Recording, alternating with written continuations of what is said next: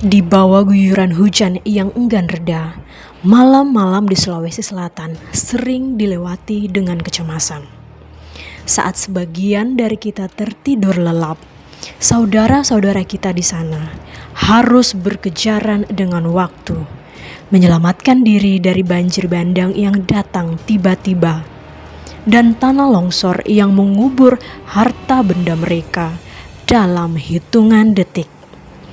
Cuaca ekstrim mungkin telah melumpuhkan infrastruktur mereka, namun tidak dengan harapan mereka untuk bertahan. Mari kita lihat lebih dekat perjuangan nyata di balik jeritan Sulawesi Selatan. Dihantam cuaca ekstrim yang masif, belasan kabupaten dan kota di Sulawesi Selatan berada dalam status siaga bencana. Intensitas hujan yang sangat tinggi merendam ribuan rumah warga, melumpuhkan akses jalan poros lintas kabupaten, hingga memicu longsor mematikan di wilayah dataran tinggi. Ribuan warga terpaksa mengungsi di tengah kepungan air dan ancaman longsor susulan.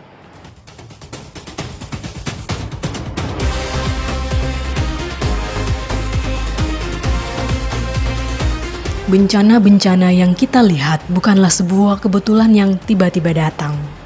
Jika kita menarik benang merahnya dan melihat dari sudut pandang yang lebih luas, garis pantai dan pegunungan di wilayah ini sebenarnya menyimpan polanya sendiri.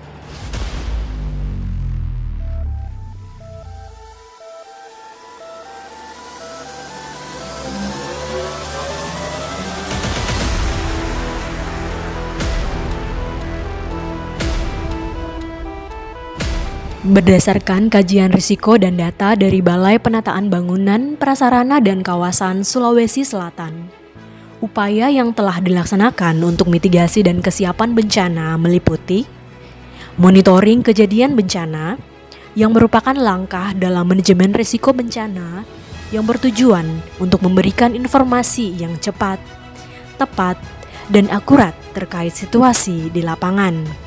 Kegiatan ini dilakukan untuk memastikan respons yang efektif dan efisien terhadap dampak bencana.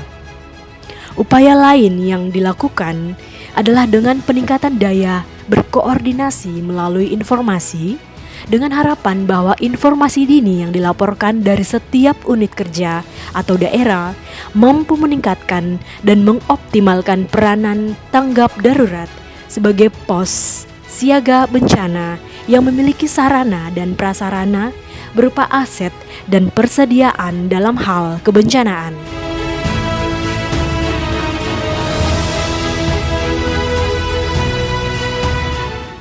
Simulasi pengoperasian peralatan tanggap darurat merupakan langkah penting dalam memastikan kesiapan dan kemampuan personil tanggap darurat dalam menggunakan peralatan secara efektif. Kegiatan ini bertujuan untuk meningkatkan pemahaman teknis, keterampilan operasional, dan koordinasi antar personil.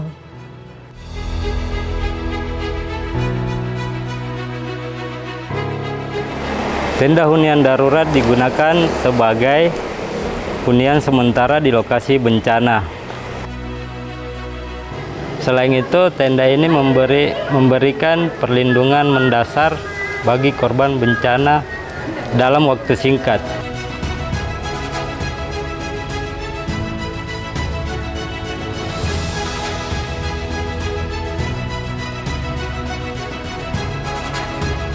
Tenda ini merupakan tenda peleton yang dirancang untuk 30 sampai 50 orang. Tenda ini dirancang khusus sebagai tempat hunian massal atau barak sementara dalam situasi tanggap darurat bencana. Tenda peleton standar memiliki ciri khas teknis sebagai berikut. Pertama, ukurannya berdimensi 6 x 14 x 3 meter. Kapasitasnya mampu menampung sekitar 40 hingga 50 orang dalam satu unit. Materialnya terbuat dari bahan kain tahan air seperti koldura, filamin, atau polyester D300 atau D600 yang sangat kuat dan tidak mudah robek. Struktur rangkanya menggunakan pipa besi dengan sistem knockdown atau bongkar pasang agar mudah dimobilisasi dan dipasang dengan cepat oleh tim relawan.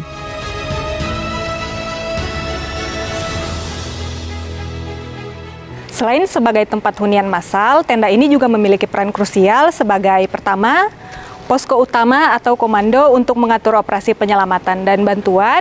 Kedua, sebagai dapur umum untuk mengolah makanan bagi pengungsi. Yang ketiga, sebagai rumah sakit lapangan untuk mengenangani korban luka. Dan yang keempat, sebagai gudang logistik untuk menyimpan bahan makanan, pakaian, dan obat-obatan.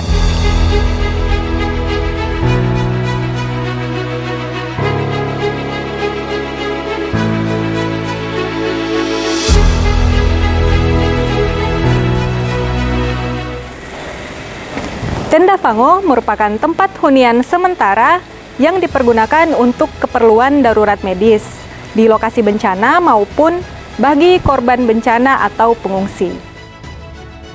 Di Indonesia, istilah tenda Fango merujuk pada spesifikasi teknis khusus yang digunakan oleh Badan Penanggulangan Bencana seperti BNPB. Adapun standar dimensinya adalah 4,5 dikali 4,5 meter, dirancang untuk menampung satu keluarga atau sekitar 4-5 orang.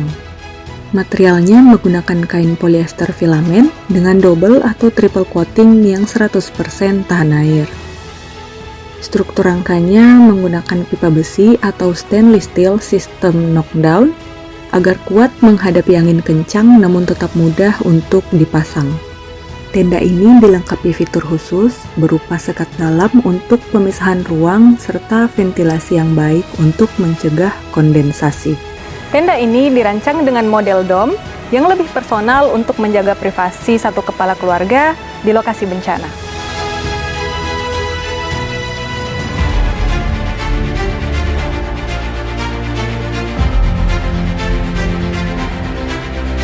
Dalam rangka penanggulangan darurat bencana yang terjadi di seluruh wilayah Indonesia, khususnya di Sulawesi Selatan, maka dibutuhkan hidran umum berkapasitas 1.000 liter dan 2.000 liter.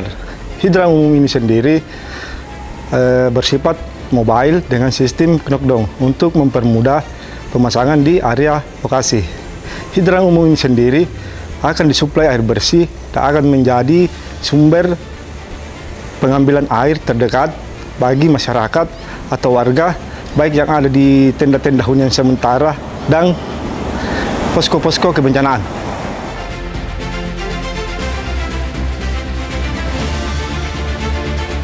Jangan nunggu viral dulu baru siap siaga.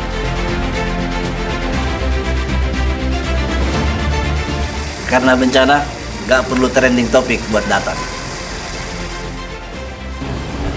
Mitigasi itu bukan ancaman.